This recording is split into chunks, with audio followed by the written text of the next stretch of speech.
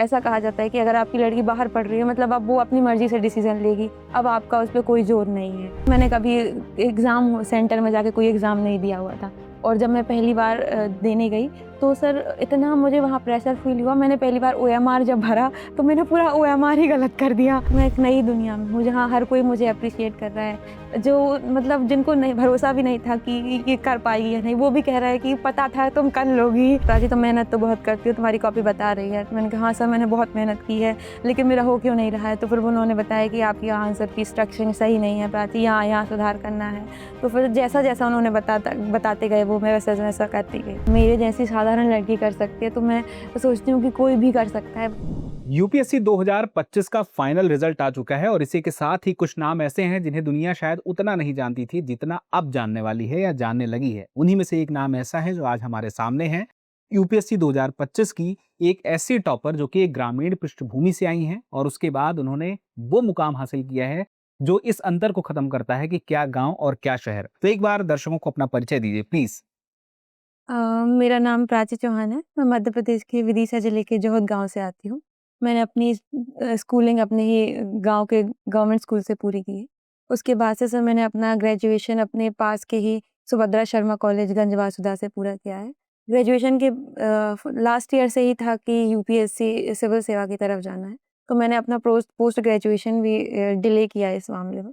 तब से मैं यूपीएससी की तैयारी में लगी हुई हूँ।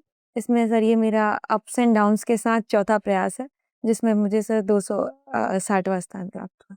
अच्छा, अगर हम देखें तो दूर दराज के इलाकों में यूपीएससी क्या है, कितना बड़ा है, कितना मुश्किल है, इसका मुझे नहीं पता कि कितना लोगों को तक पहुंच होगा। आपको लेकर के कैसे पता चला आपको कि मुझे ये यूपीएससी करना है और ये इतना बड़ा है? तो शुरू में जब मैंने सोचा था कि यूपीएससी करना है, तो मुझे खुद नहीं पता था कि यूपीएससी इतना बड़ा है। जब मैं यहाँ 4th अटेम्प्ट में अपने मेंस के दौरान यहाँ आई, तब मैंने देखा कि यहाँ इतना कॉम्पिटिशन होता है बच्चों के बीच, इतने सारे लोग हैं जिनमें से हमें यूपीएससी करना है। मैंने सोचा था कि एक छोटा-सा एग्ज़ाम है, जिसे निकाल के हम आईएएस बन सकते हैं और मेरे परिवार में भी किसी को नहीं पता था कि यूपीएससी जैसा कोई एग्ज़ाम होता है। यूपीएससी का मतलब इतना तो था कि एक कलेक्टर की जॉब होती है, लेकिन किसी को नहीं पता था कि आईएएस, आईपीएस आईएफएस, आईआरएस जैसे इसमें जॉब होती हैं या फिर ये एग्ज़ाम 3 स्टेजेस में होता है। अब जाके जब मैं एग्ज़ाम देती हूँ कि प्रीलिम्स हो रहा है, कि मेंस का एग्ज़ाम है, इंटरव्यू है, तो घर में पापा, मम्मी, दादा-दादी जानते हैं कि हाँ, ऐसा में एग्ज़ाम देना होता है, इसमें 3 स्टेजेस होती हैं और तीनों को क्रॉस करना होता है। तो एक आश्चर्यजनक ये यात्रा थी जो मेरे लिए जो शुरुआत थी और जो आज से पूरी हुई है कि हम ऐसे लोगों से कॉम्पिटिशन कर रहे होते हैं जो एक अच्छी सी सीबीएसई इंग्लिश मीडियम बैकग्राउंड से आए होते हैं। हमारी जो है स्कूलिंग एक गवर्नमेंट स्कूल से हुई होती है, जहाँ शुरू में पढ़ लिया तो पढ़ लिया, कोई आप पे लोड नहीं है कि आपको पढ़ना ही है कि कुछ करना ही है। तो वो वहाँ से जैसे सर ने बोला ना कि अगर एक इंग्लिश मीडियम का बच्चा यूपीएससी करना चाहता है तो उसे 100% मेहनत करनी होगी। लेकिन अगर आप एक हिंदी मीडियम से आते हैं, तो आपको 110-120% मेहनत उससे ज़्यादा करनी होगी।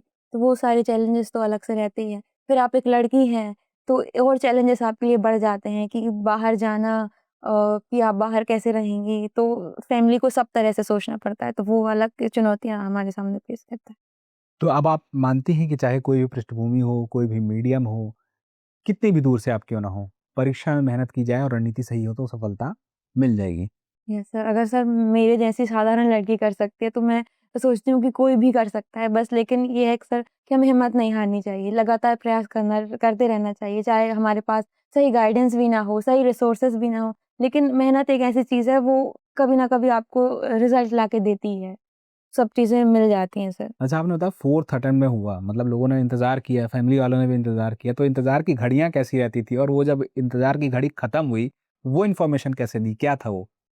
इंतज़ार की घड़ियाँ सर आप जैसे कि 4th अटेम्प्ट में हुआ, तो गाँव में ये रहता है सर कि अगर आप 25-24 साल के हैं, तो ये भी एज बहुत ज़्यादा मानी जाती है। हम देखते हैं कि शहर में इस स्तर पे नहीं माना जाता, आपको लगेगा कि ये एक नॉर्मल एज है। लेकिन 24-25 साल की आपकी लड़की हो गई, आपको उसकी शादी नहीं करना है क्या? तो रिश्तेदारों का ये दबाव तो रहता ही था, लेकिन कभी पापा ने हो या मम्मी हो, तो कभी मुझे वो दबाव महसूस नहीं होने दिया कि अच्छा ठीक है, ऐसा है। वो कहते थे कि आप पढ़ो, आगे बढ़ो। लेकिन चैलेंजेस तो रहते ही थे सर उसके साथ भी। फिर ये आपने जब तैयारी का सिलसिला शुरू किया, तो वो कैसे शुरू होता है? किस स्टेज पे, कहाँ पे और कैसे ये चैलेंजेज़ आपके सामने आते जाते हैं? इसका जो शुरुआत तो होती है सर जब मैं 12th क्लास में थी, तो ऐसा था सर कि हम लोग जो है हमारे स्कूल में क्लासेस कम थी। तो हम लोग जो है वो बेंच लगा के पेड़ के नीचे पढ़ते थे। कल अभी जब मेरा रिज़ल्ट आया, तो मेरे सर का मुझे कॉल आया, तो वो बोलते हैं, "प्राची, हमने कैसे दिन देखे हैं कि हम बेंच लगा के और उसके नीचे पढ़ रहे होते हैं।" तो सर, हमारी बिल्डिंग नहीं थी, तो उस समय जो हमारे विदिशा जिले के जो कलेक्टर साहब थे, अंशुल जैन, तो वो ऐसे ही आए हुए थे, तो उनकी एक ऐसी सरप्राइज़ विज़िट थी हमारे स्कूल में, तो वो ऐसे आके बोल रहे थे कि और मतलब कि मज़े-मज़े से पढ़ रहे हो धूप में लेके, तो मैं ज़्यादा बोलने वाली लड़की हूँ, तो मैंने कहा, "सर, ये मज़ा नहीं है, ये सज़ा है, हमारी बिल्डिंग ही नहीं है स्कूल की पढ़ने।" तो उन्हें बड़ा मतलब आश्चर्यचकित उन्होंने देखा, तो फिर उन्होंने कहा, फिर वो चले गए। लेकिन फिर कुछ दिन बाद हमारी बिल्डिंग का काम लगा, तो लगा कि अच्छा, ऐसा भी एक व्यक्ति होता है जो हमारी इतनी मदद कर सकता है, कि जिसके लिए एक अब वो स्कूल सर बहुत बड़ा है और मेरी बहनें वहाँ पढ़ती हैं और मैं देखती हूँ कि सब सुविधाएँ हैं। लेकिन जब हम उसी स्कूल में पढ़ते थे और हमें जो है प्रैक्टिकल करने होते थे, तो हमारी लैब एक छोटी-सी अलमारी के अंदर होती थी, जिसको हम निकालते थे बाहर बेंच पे, फिर प्रैक्टिकल करते थे, फिर उसको वापस रख देते थे। तो उससे ये बदलाव एक इंसान ला सकता है। तो तब ऐसा सोचा कि ऐसी कोई पोस्ट होती है सर। लेकिन तब भी मुझे इतना आइडिया नहीं था कि यूपीएससी जैसे एग्ज़ाम के बाद हम इस मुकाम पे पहुँचते हैं। लेकिन सर, जैसे मैं ग्रेजुएशन के लेवल पे आई, तब मैंने देखा कि अलग-अलग फ़ील्ड में हम जा सकते हैं, चाहे वो इंजीनियरिंग का हो, साइंस का हो, मेडिकल का हो, और उसमें एक फ़ील्ड ये भी होती है सिविल सेवा की। और जब मैंने जाना सर, तो मुझे लगा कि ये ऐसी फ़ील्ड है जो मुझ जैसी जो पृष्ठभूमि की लड़कियाँ आती हैं, ना केवल मैं खुद की मदद कर सकती हूँ, बल्कि उनकी भी मदद कर सकती हूँ। तो सर, वहाँ से मुझे मोटिवेशन आया कि यूपीएससी करना है। तो ये जब आपने यूपीएससी का सोचा और तैयारी करने के साथ ही आपका शुरू हुआ सफर, तो पहले अटेम्प्ट में क्या हुआ, फिर आगे क्या हुआ? सर, पहले अटेम्प्ट की अगर मैं बात करूँ, तो मैं बहुत तैयारी की थी पहले अटेम्प्ट में। मतलब कि सारा पढ़ रखा था, सारी स्टैंडर्ड बुक पढ़ रखी थी, खुद से पढ़ खुद रहे थे। से पढ़ रखी थी। लेकिन मैंने कभी एग्ज़ाम सेंटर में जाके कोई एग्ज़ाम नहीं दिया हुआ था। और जब मैं पहली बार देने गई, तो सर, इतना मुझे वहाँ प्रेशर फ़ील हुआ। मैंने पहली बार ओएमआर जब भरा, तो मैंने पूरा ओएमआर ही गलत कर दिया। ओह! हाँ, तो वो फिर मैं घर आकर बहुत रोई कि ऐसा क्यों हो गया। लेकिन फिर मैंने देखा कि एग्ज़ाम हॉल का प्रेशर ऐसे होता है। तो फिर मैं दूसरी बार तैयारी करके बहुत अच्छे से गई कि हाँ, हाँ, ऐसे प्रेशर होता है। तो मैंने वो प्रीलिम्स निकाल लिया, और प्रीलिम्स मेरा निकल गया, तो मैं बहुत खुश थी कि अब मुझे मेंस लिखना है। तो फिर मेंस के टाइम फिर वही थी कि प्रीलिम्स तो ऐसा है कि हमने इन्फॉर्मेशन है, पढ़ ली, क्वेश्चन सही हो गया, आंसर टिक कर दिया सही। लेकिन अब अगर हम मेंस की बात करें, तो उसमें आपको कैसे आंसर को स्ट्रक्चर करना होता है, क्या-क्या पॉइंट्स लिखने होते हैं, क्या छोड़ना होता है, कैसे इंट्रो लिखना होता है, कैसे आंसर को कंक्लूड करना होता है। तो वो मेरे लिए सब कुछ ब्लैंक था। बस मैं पढ़ रही थी कि ये देख के, कि टॉपर बोलते हैं कि मेंस के लिए हमने ये बुक पढ़ी थी, वो बुक मैंने पढ़ ली। उसके बाद जब मेरा मेंस हुआ, तो मुझे नहीं पता था कि मैं कैसे आंसर लिख के आई हूँ। मैं खुद का भी इवैल्यूएशन नहीं कर पाती थी। जैसे कि अभी मैंने जब मेंस दिया, तो मुझे लगता था कि हाँ, इतना मैंने लिख दिया है कि लिस्ट में नाम आ जाएगा। लेकिन उस वक़्त मैं इस स्थिति में भी नहीं थी कि मैं ये बता पाऊँ कि मैंने अच्छा आंसर लिखा, या उसके बाद जब कोई मुझसे पूछता था कि कैसा मेंस था, तो मैंने कहा लिख दिया, मुझे नहीं पता कि कैसा था, सही था या गलत था। तो वो मेंस मेरा फिर नहीं हुआ सर। और फिर उसके बाद मैं बहुत रोई कि मेरा मेंस क्यों नहीं हुआ। तो फिर जब मार्कशीट आई, तो मैंने देखा कि अरे! मेरा सिर्फ़ 2 ही मार्क्स से रह गया है, मतलब मैं थोड़ी मेहनत और करती तो हो जाता। तो तब ऐसा लगा कि जो आस-पास के लोग, या फिर जो मेरे रिलेटिव हैं, मामा जी लोग, उन्होंने ऐसा कहा कि बच्ची को बाहर भेजो, कि अगर मेंस रुक रहा है तो थोड़ी-सी गाइडेंस की कमी है।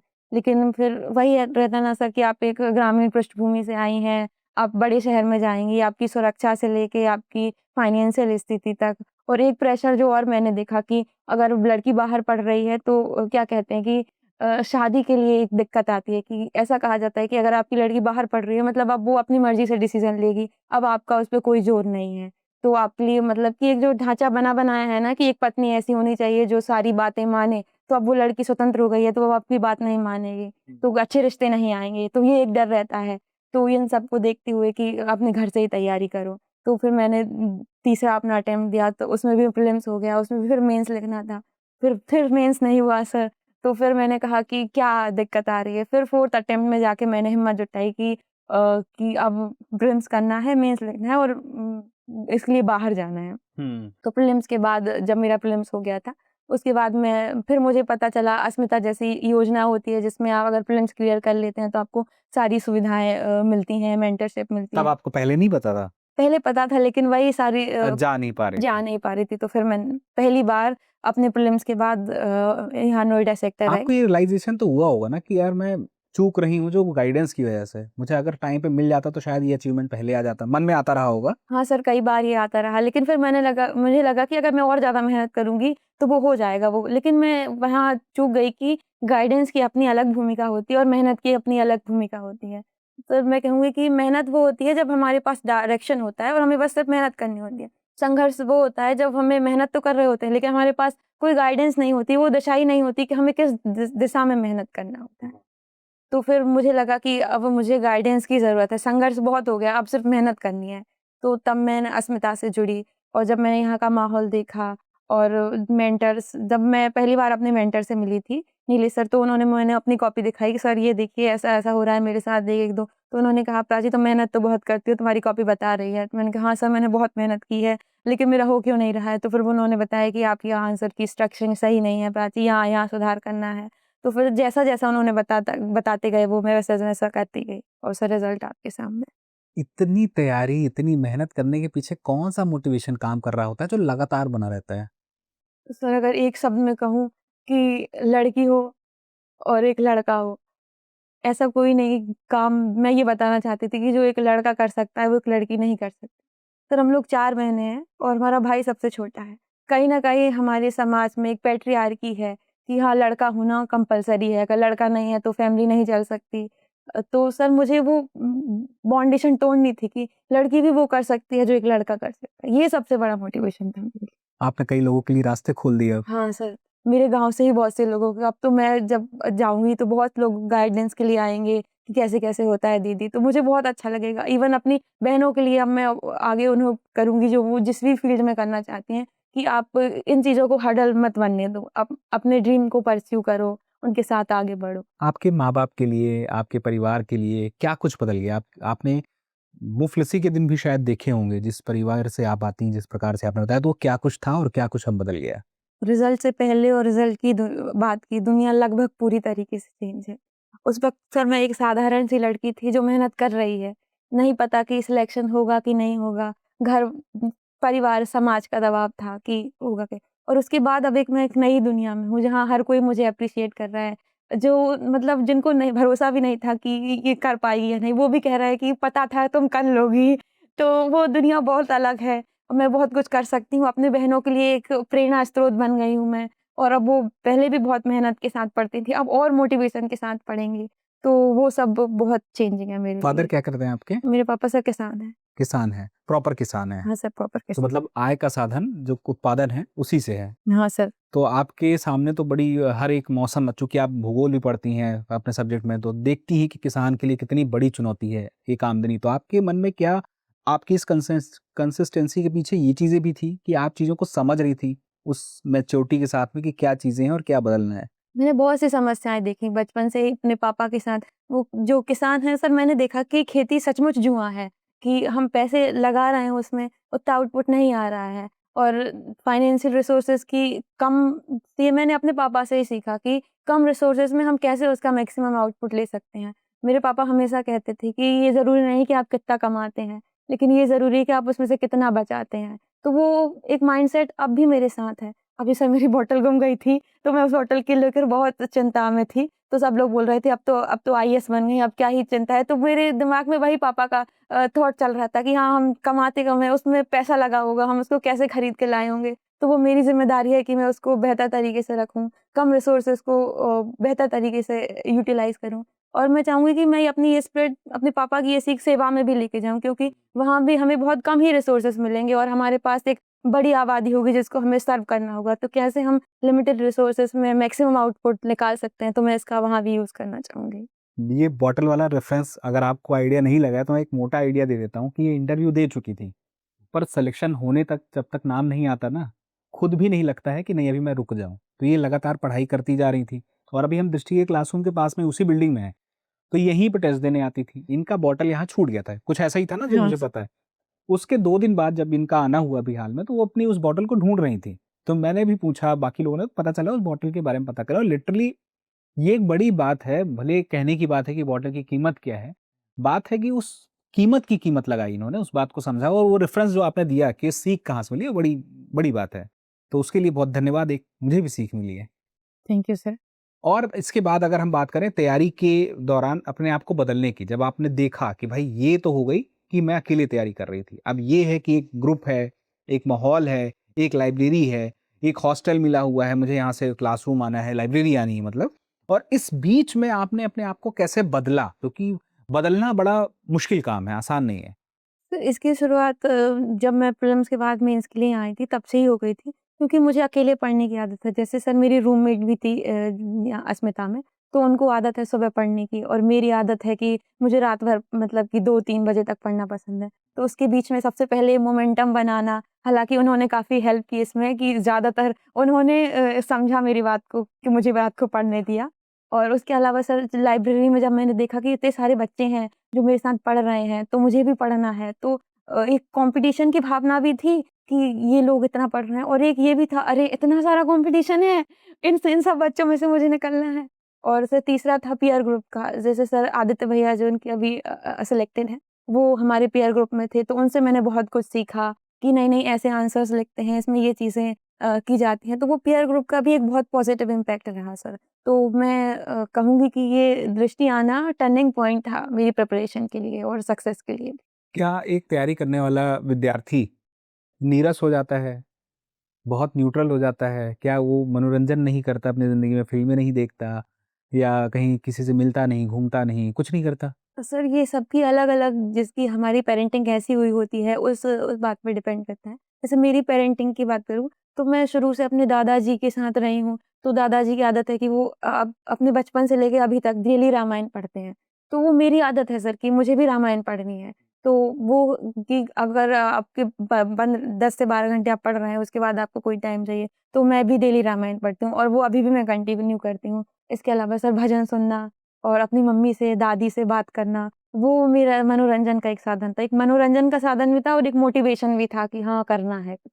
तो ये सर इस तरह से मैं खुद को मोटिवेट भी करती थी और सर मनोरंजन भी करती थी। सोर्सेज़ के बारे में एक आइडिया दे दीजिए और इसके साथ ये आइडिया दे दीजिए कि जब कोई तैयारी कर रहा है और अभी जैसे प्रीलिम्स आने वाला है, तो उनको क्या ध्यान में रखना चाहिए या जो ज़ीरो से शुरू करेंगे, उनको क्या ध्यान रखना चाहिए? सर अगर हम ज़ीरो से जो शुरू कर रहे हैं उनकी बात करें, मेहनत अगर खुद से करेंगे तो मैं नहीं कह सकती कि यूपीएससी बिना मतलब कि कोचिंग ज़रूरी है। लेकिन ये है कि वो गाइडेंस आपको होनी चाहिए। वो सिर्फ़ ये नहीं कि कोचिंग से हो, कोई सिलेक्टेड बच्चे भी हैं जो आपको गाइड कर सकते हैं इस दिशा में या जो ऑनलाइन जो है टॉपर्स जो अपनी टॉक्स डालते रहते हैं वो ऐसे वे जैसे लोग। आप हाँ, हाँ, थैंक यू सर। और सर जैसे जो कोचिंग होती हैं वो भी अपना-अपना समय-समय पर ऐसे गाइडेंस जैसे कि प्रोग्राम निकालती रहती हैं कि हमें ऐसे-ऐसे पढ़ना है। तो उन सब के द्वारा आप मार्गदर्शन ले सकते हैं, मेहनत कर सकते हैं और सफल हो सकते हैं। दृष्टि के लिए कोई मैसेज या कोई बात आप कहना चाहेंगे अभी तक की यात्रा में? तो दृष्टि संस्थान को मैं सर थैंक यू बोलना चाहूँगी अस्मिता के लिए कि 2 बार से मेंस नहीं होने के बाद तीसरी बार में मेंस होना और एक अच्छी रैंक के साथ होना। तो कहीं न कहीं इसमें दृष्टि का योगदान है, यहाँ की मेंटरशिप का योगदान है, हमारे जो मेंटर हैं नीलेश सर, उदय सर उनका योगदान है और विकास सर का तो योगदान है। तो मैं सबके लिए सर थैंक यू बोलना चाहूँगी कि वो इसी तरह बच्चों को प्रेरित करते रहें। अच्छा जीएस के बारे में मैंने पढ़ लिया, आपसे सारी बातें मतलब सुन ली। वो फाउंडेशन के साथ-साथ अब बात करें ऑप्शनल की, तो वो आपने कैसे तैयार किया था? ऑप्शनल सब्जेक्ट्स है जब मैंने पहला अपना अटेम्प्ट दिया था तो मुझे ये भी नहीं पता था कि ऑप्शनल के सोर्स क्या होते हैं। मैंने बेसिक आर.एस. शर्मा और सतीश चंद्रा पढ़ के ऑप्शनल दे दिया था। तब भी मेरे ऑप्शनल में अच्छे मार्क्स थे। लेकिन जब मैंने सोचा कि थोड़ा-सा ऑप्शनल पे काम किया जाए, तो मैंने ऑनलाइन कोर्स जॉइन किया था अख्तर मलिक सर का, जो दृष्टि से ही संबंधित हैं। तो उनकी क्लासेस मैंने ली हुई थी सर दूसरे अटेम्प्ट में अपने मेंस में। एक और डर है बहुत बड़ा, वो हिंदी मीडियम के लिए खासकर है सीसेट का, वो कैसे निकला? तो सीसेट मेरे लिए सर ज़्यादा दिक्कत वाला नहीं रहा क्योंकि मैं बीएससी मैथमेटिक्स के बैकग्राउंड से आती हूँ और मैथ मेरा शुरू से थोड़ा स्ट्रॉन्ग पॉइंट रहा तो इसलिए सीसेट का डर नहीं रहा। लेकिन हाँ, हम ये नहीं कह सकते कि हम प्रैक्टिस नहीं करनी चाहिए।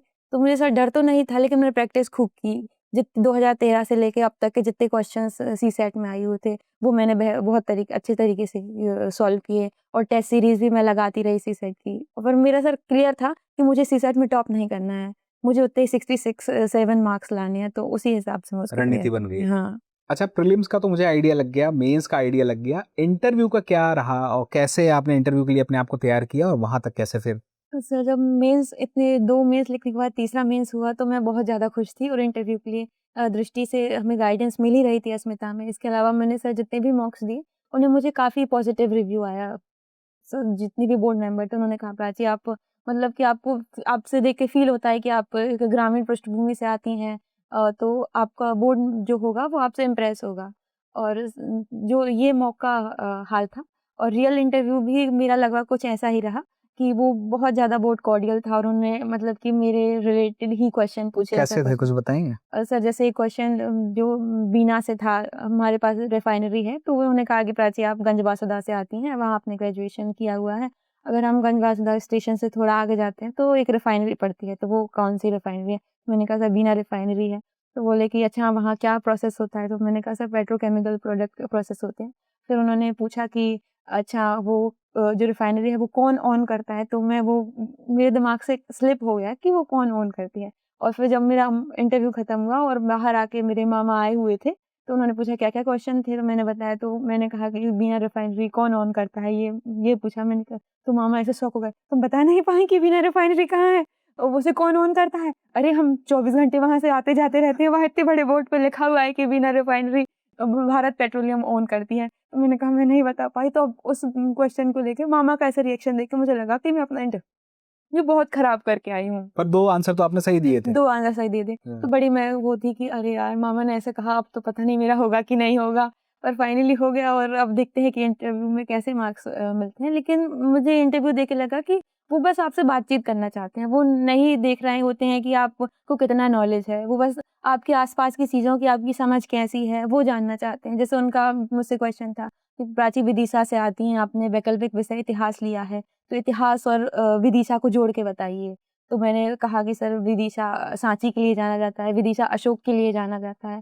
फिर उनके क्वेश्चन थे कि सर आप ग्रामीण पृष्ठभूमि से आते हैं, आपका बाबा किसान है, तो किसानी में क्या-क्या समस्याएँ हैं? मैंने सर एग्रीकल्चरल इनोवेशन पे एक ऐसे लिख रखा था, तो उन्होंने पूछा कि एग्रीकल्चरल इनोवेशन क्यों ज़रूरी है? तो मैंने कहा सर ये 3 चीज़ों के लिए ज़रूरी है कि हमें एक तो प्रोडक्टिविटी बढ़ानी है हमारे एग्रीकल्चर के लिए, वो इनोवेशन से संभव है। दूसरा हमें प्रॉफिटेबिलिटी बढ़ानी है, तो वो भी इनोवेशन से ही संबंध है। और तीसरा मैंने क्लाइमेट चेंज को बताया कि जो क्लाइमेट चेंज और पॉल्यूशन है, उससे को लिए हमें इनोवेशन ज़रूरी है। तो ऐसे ही और फिर विदिशा से ही क्वेश्चन थे कि विदिशा पॉलिटिकली क्यों जाना जाता है?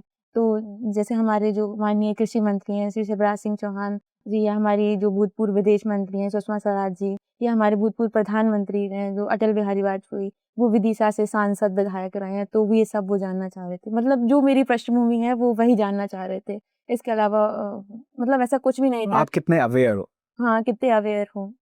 और लास्ट क्वेश्चन ये भी था कि प्राची इंटरव्यू से क्या क्या एक्सपीरियंस रहा? पहली बार इंटरव्यू दे रही हूँ, तो मैंने कहा सर बहुत ज़्यादा डरा रखा था बाहर मुझे कि इंटरव्यू ऐसा होता है, लेकिन आप लोगों से मिलने के बाद मुझे लगा कि इतना भी खतरनाक नहीं होता है, ईज़ी ही होता है। तो वो सब हँसने लगे, उनके अच्छा ठीक है फिर। सर यही रहा, इंटरव्यू तो मेरा काफ़ी अच्छा रहा था और मैं खुश होकर आई थी, बजाए कि वो मामा वाला इंसिडेंट हो गया, बिना रिफाइनरी वाला जिससे मैं बहुत डर गई थी। बाकी तो बहुत ठीक था। आप सारे डर दूर। हाँ, हाँ सर, अब सारी दर्द दूर। इस वीडियो को मैं यहीं पे खत्म करना चाहूंगा, लेकिन मैं चाहूंगा कि आप खुद ये वीडियो खत्म करें अपनी तरह की बाकी विद्यार्थियों के लिए एक मैसेज के साथ में। क्या कहना चाहेंगी? डायरेक्ट कैमरे की तरफ देख के कहिए।